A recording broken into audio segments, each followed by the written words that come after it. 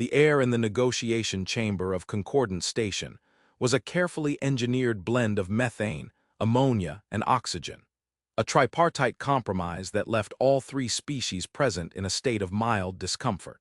It was, Ambassador Elena Vasquez believed, the perfect atmosphere for diplomacy. Shared hardship, however minor, bred a certain begrudging camaraderie. Across the polished obsidian table, the Glypton matriarch clicked her primary mandibles, a gesture of thoughtful consideration, while her secondary arms traced patterns in the condensation on her water carafe. The tariff adjustments on Sint silk are aggressive, Ambassador, the matriarch's translator device intoned, the voice a placid, synthesized baritone. My clade feels the Terran Combine seeks to leverage our dependency. Elena offered a smile that was 90% training and 10% genuine warmth. Matriarch, Terra simply wishes to ensure the market remains stable. Your recent production surges, while impressive, have created a volatility that benefits no one in the long term. We propose a 7-year phased reduction, not a cliff. She let the silence hang, a tool as potent as any proposal. In her 30 years with the diplomatic corps, Elena had learned that most species abhorred a vacuum, be it in space or in conversation. The Glyptons, with their hive-like social structure, were particularly susceptible. They would fill the silence with compromise. As the matriarch began her counteroffer, a subtle vibration hummed against Elena's left wrist. It was not her standard comlink. It was the other one, the one that lay dormant for her entire career, a cold, dark secret bound to her biology. She kept her expression placid, her posture relaxed, but inside, a knot of ice formed in her stomach. That device, the Omega Inductor, only activated for one reason.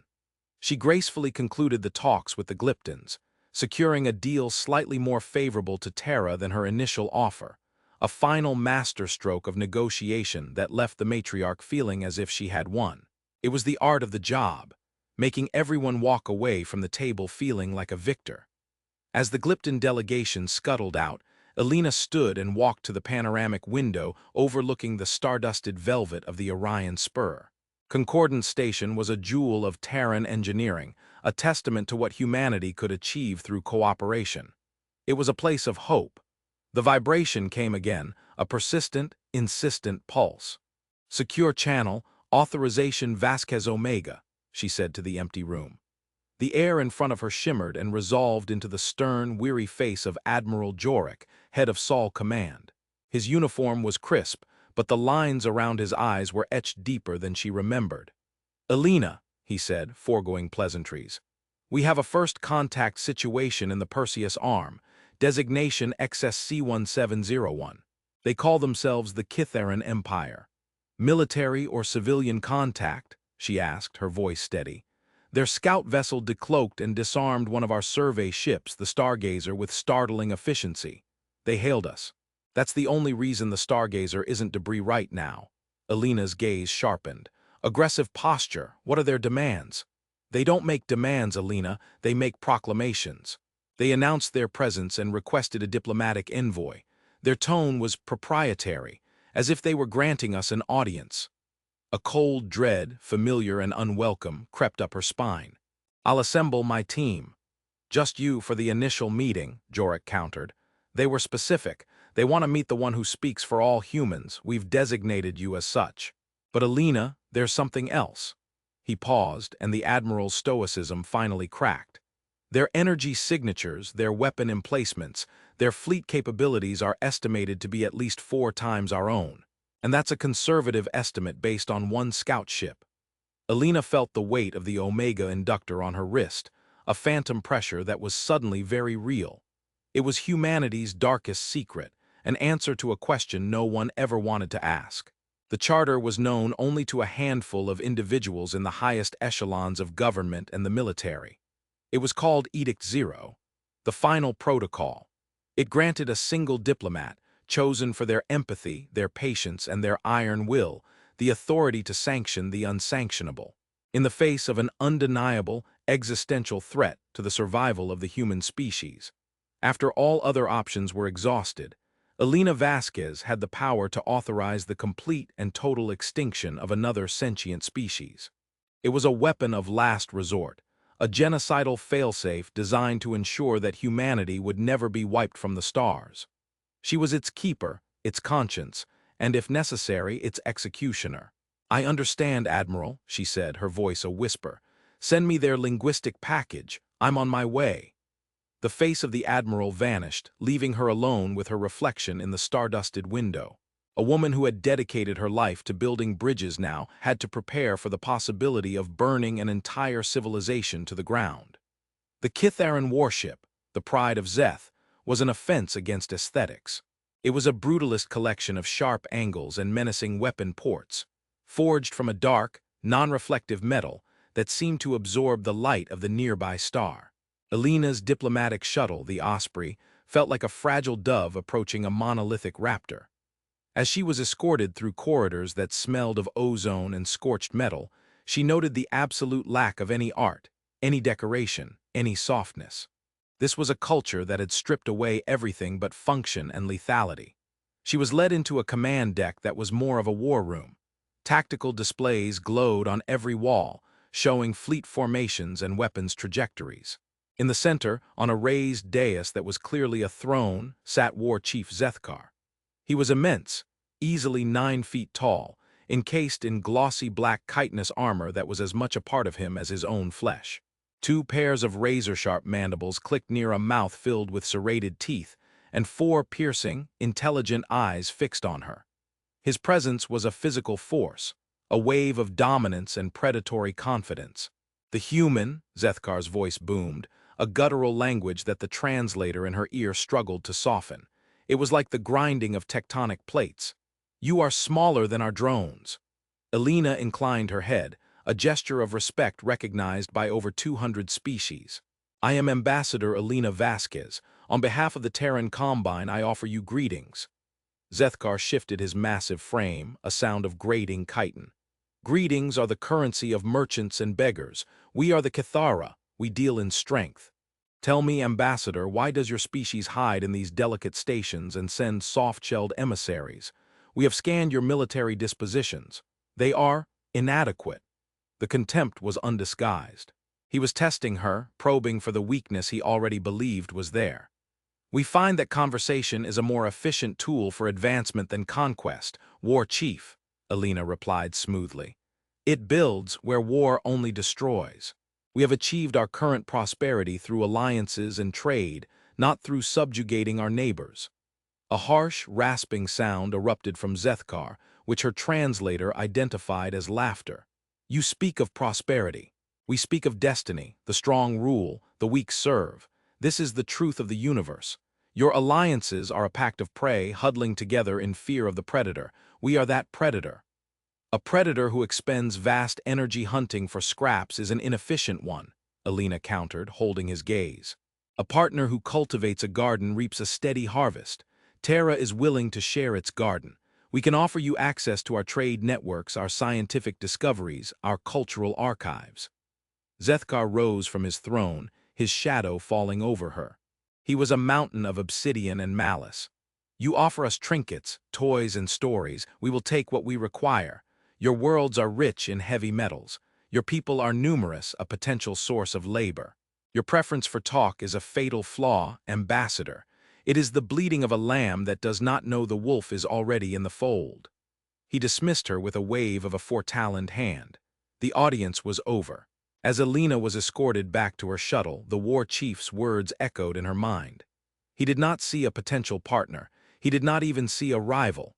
He saw only a resource to be harvested, an obstacle to be crushed. She felt the cold weight on her wrist and prayed to a god she wasn't sure she believed in that he would learn to see them differently. The first reports were minor, almost deniable. A Terran freighter carrying mining equipment vanished near Kytharan-claimed space. An automated resource drone on a gas giant's moon went silent. Elena filed formal protests. The responses from Szethkar were dismissive, mocking. "The void is treacherous," one reply stated. "Perhaps your vessels are not built for it." Then the raids began. They were swift, brutal, and targeted. They struck at the fringes of Terran space, hitting isolated asteroid mining operations and fledgling agricultural outposts. They were not invasions. They were acts of violent theft. The Kytharans would descend, strip a facility of its processed materials, and slaughter anyone who resisted before vanishing back into the void. Elena found herself in a perpetual state of crisis management. She worked tirelessly, opening channels with Zethkar's subordinates, attempting to circumvent his belligerence.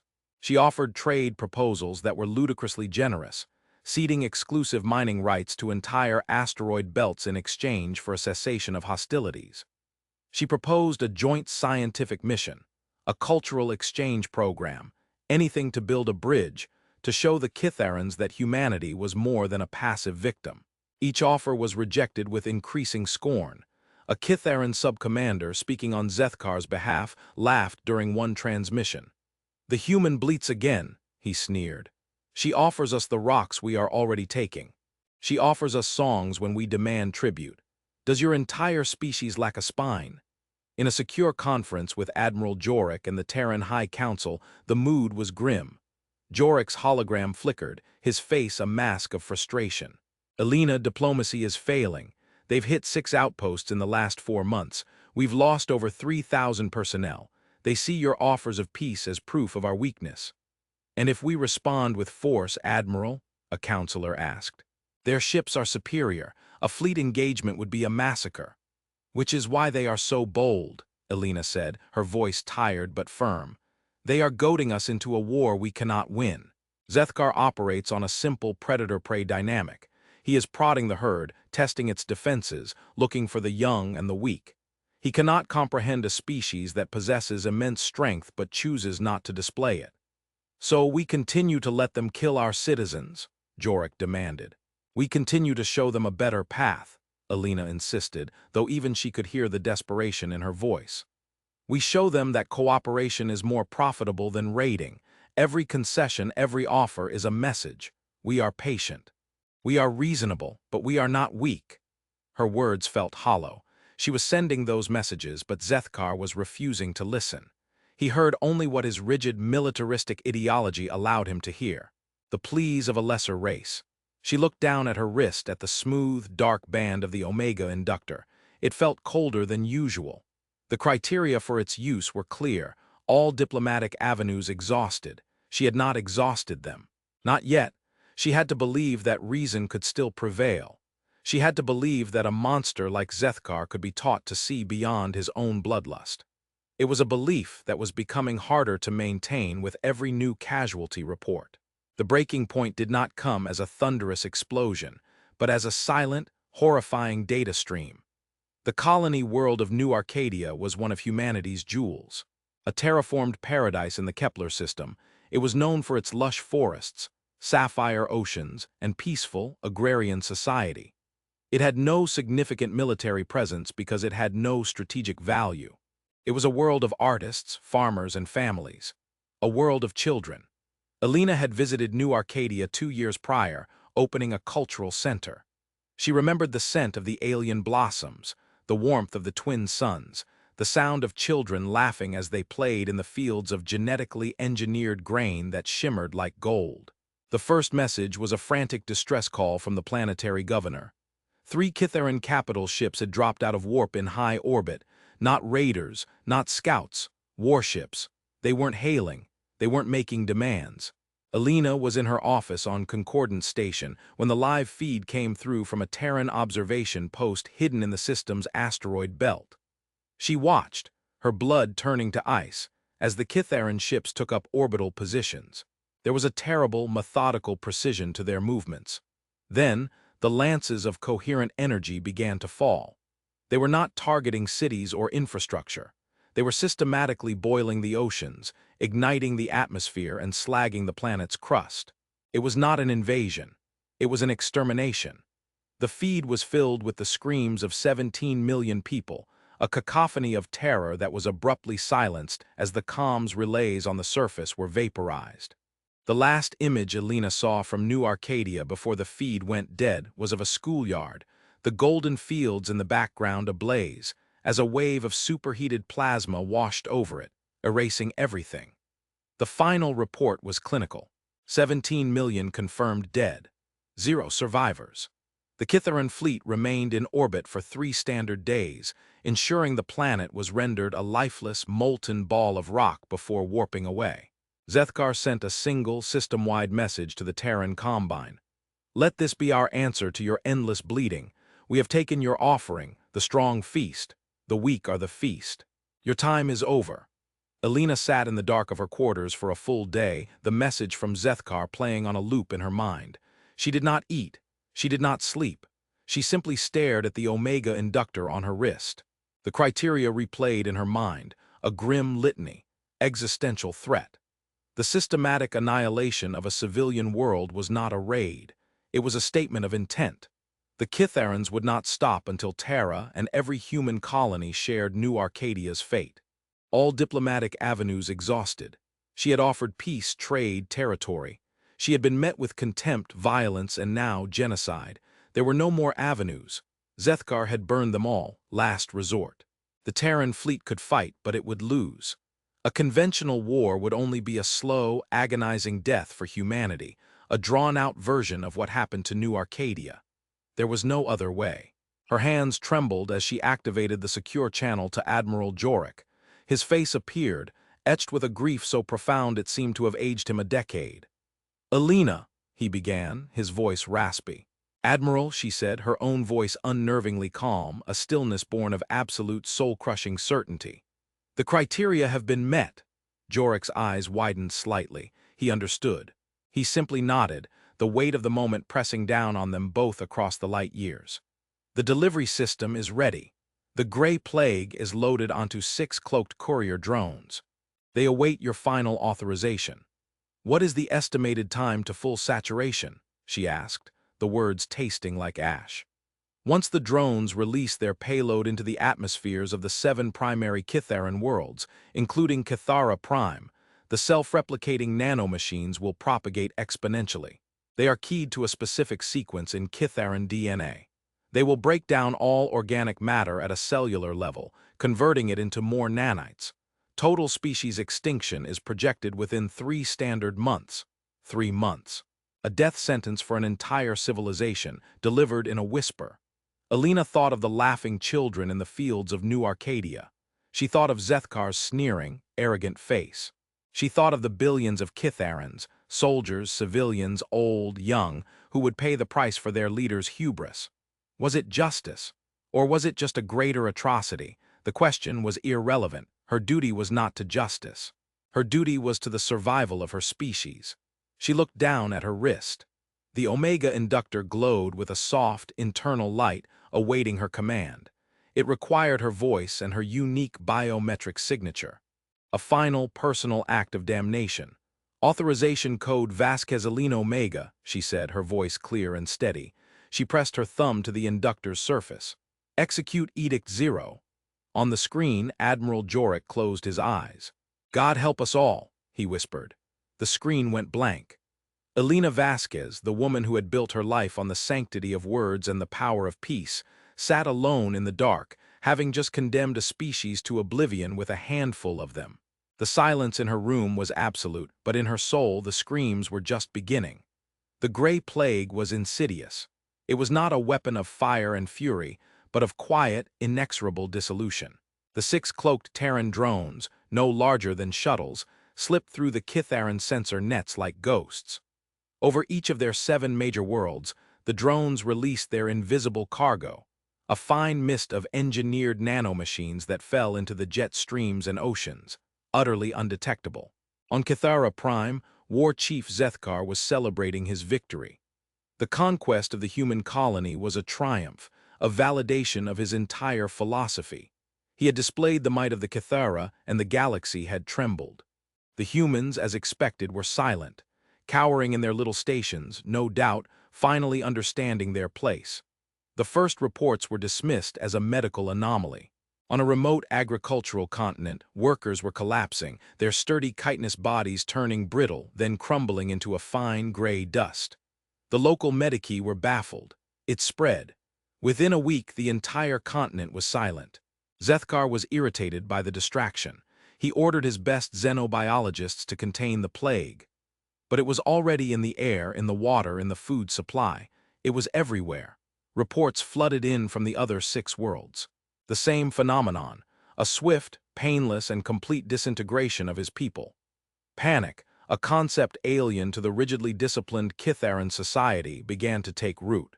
Soldiers in their barracks, pilots in their cockpits, workers in their factoria, they would simply pause, a look of confusion on their faces, before dissolving into a cloud of gray particles that settled on the ground like sterile snow. It was when his second-in-command, a hulking warrior named Grak, crumbled to dust before his very throne that Zethkar's arrogance finally shattered, replaced by a cold, primal fear. He watched as the warrior who had stood beside him for 100 cycles simply ceased to be, leaving behind only a pile of dust and his discarded weapon. "The humans," Zethkar rasped, his 4 eyes wide with a dawning, monstrous comprehension. "This is their doing." He stormed to the command center, his mind reeling. How? They had no fleet, no weapons that could match his. How could the soft-shelled prey fight back like this? He opened a channel to the Terran Combine, to any frequency he could find, screaming his rage and confusion into the void. "Show yourselves, cowards! Face us in battle! What is this sorcery?" There was no reply. Only the cold, indifferent silence of the stars. He watched the planetary displays. One by one, the population counters on the Kytharan worlds ticked down with terrifying speed. Billions, millions, thousands. The Gray Plague was ruthlessly efficient. It did not discriminate between the warrior and the child, the leader and the laborer. If you were Kytharan, you were already dead. Zethkar realized the terrible truth. The humans hadn't been weak. They had been patient. Their endless offers of peace had not been pleas for mercy. They had been warnings. Each rejected treaty, each dismissed protest, had been another step towards a threshold he hadn't even known existed. He had mistaken a caged tiger for a house pet, and in his arrogance he had broken the lock. Their diplomatic nature had not been a weakness. It had been a mask, hiding a capacity for ruthless, absolute annihilation that he could not have conceived. Months passed. The silence on Kythara Prime became a physical presence. The wind whistled through the empty, monumental cities, sweeping cascades of gray dust from the spires and plazas. The dust was all that was left, the dust of his people. Zethkar wandered the dead world alone. For some reason, the plague had not touched him, a genetic fluke perhaps, or a final, calculated cruelty by its creators. He was no longer a war chief. There was no one left to command. He was just a ghost in the graveyard of his civilization, haunted by the memory of a billion voices he had led to their doom. He sat on his throne in the cavernous, silent command center, surrounded by the dust of his high command, and waited. He did not know what he was waiting for, but he knew something or someone was coming. He had sealed his people's fate, and now it was time for his own reckoning. A single Terran shuttle, the Osprey, descended through the hazy, dust-filled sky of Kythara Prime. It landed silently in the Grand Plaza before the Citadel, a tiny, elegant vessel amidst the brutalist architecture of a dead empire. A single figure emerged, clad in a simple environmental suit, and walked toward the Citadel's entrance. It was Elena Vasquez. She moved through the silent corridors, her boots making no sound on the thick carpet of gray dust. The air was still and heavy with the weight of extinction. She found Zethkar on his throne, a solitary, monolithic figure in the vast, echoing chamber. He was not wearing his ornate command armor, only the simple black chitin of his body. He looked smaller, diminished. He watched her approach, his multiple eyes filled not with rage, but with a profound, soul-deep weariness. "The bleeding lamb has come to see the wolf's corpse," he rasped, his voice a dry rustle in the silence. "I came to bear witness," Elena replied, her voice, filtered through her helmet speaker, sounding alien and detached. She stopped a respectful distance from the dais. "Why am I alive?" he asked. "Why leave one?" "We don't know," she answered honestly. "Our models predicted total saturation. You may have a unique genetic immunity. Or perhaps the universe decided there must be a witness on your side, too." Zethkar let out that harsh, grating sound that was his species' version of a laugh, but this time it was hollow, broken. "You are the monsters. You speak of peace and unleash a silent apocalypse. You hide your fangs behind smiles and pleasantries. At least we were honest in our nature." "We were honest with you from the very beginning, Zethkar," Elena said, her voice hardening with a sorrow so deep it felt like bedrock. "We told you we preferred peace. We warned you against aggression. We offered you partnership. We showed you our hand and you spat on it. You mistook our kindness for weakness, our restraint for fear. You could not imagine a strength that did not express itself through constant violence." She took a step closer. "We have this weapon because the universe is filled with people like you, predators who believe that might is the only right. Edict Zero is not a tool of conquest. It is a shield of last resort. It is the terrible price we are willing to pay for our own survival. You murdered 17 million of my people on a world that had never harmed anyone. You did it to make a point. You broadcast your barbarism for the galaxy to see. You left us no choice. You made us become the monster you thought we were." Zethkar stared at his own massive, taloned hands, now coated in the fine gray dust that had once been his guards, his advisors, his people. "My people, they believed in my strength. I led them. I told them we were the rightful inheritors of the stars, that our destiny was to rule." "Your hubris was their death sentence," Elena said, her voice softening, the anger replaced by an ocean of pity and grief. "You saw a species that valued art and science and diplomacy, and you saw only weakness. You never stopped to consider that a species that could build worlds like New Arcadia could also build a weapon that could unmake yours." He finally looked up, meeting her gaze through the helmet's visor. For the first time, she saw not a warrior or a tyrant, but just a being stripped of everything, drowning in the consequences of his own actions. "What happens now?" he asked, his voice barely a whisper. "You will live out your days here," Elena said. "The last of your kind, a monument to the cost of arrogance. We will leave this system under quarantine, a permanent memorial, a warning to any others who might follow your path." She turned to leave, her own mission complete. "Ambassador," Zethkar called out, his voice was broken. "You have saved your people. Does it feel like a victory?" Elena paused at the great doorway, her back to him. She looked out at the dead city, at the silent plaza, at the gray dust that covered everything like a shroud. "No, War Chief," she whispered, more to herself than to him. "It feels like a funeral." Back on Concordance Station, Elena Vasquez was a hero. The Terran Combine was safe. The Kytharan threat, a shadow that had promised to blot out humanity's future, was gone. The other galactic species, once wary of humanity's rapid expansion, now treated Terran diplomats with a new, profound level of cautious respect.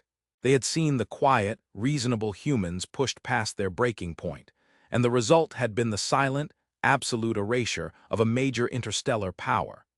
Humanity was no longer seen as just a race of clever traders and builders. They were seen as the keepers of a final, terrible judgment. Elena attended the ceremonies. She accepted the medals. She listened to the speeches praising her courage, her resolve, her difficult choice. She smiled and said all the right things, but her eyes were distant, haunted.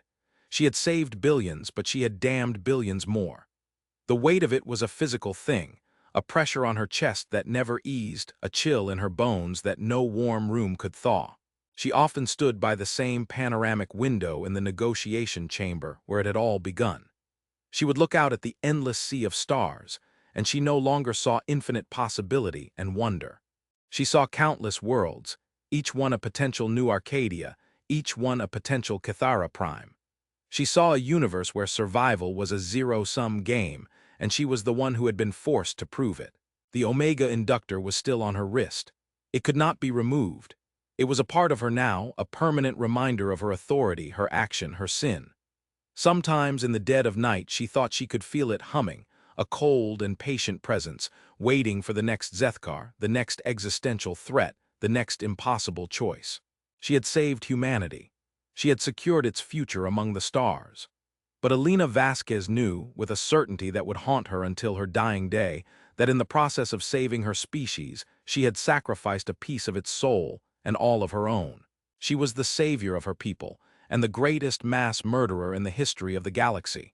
And she would have to live with being both forever.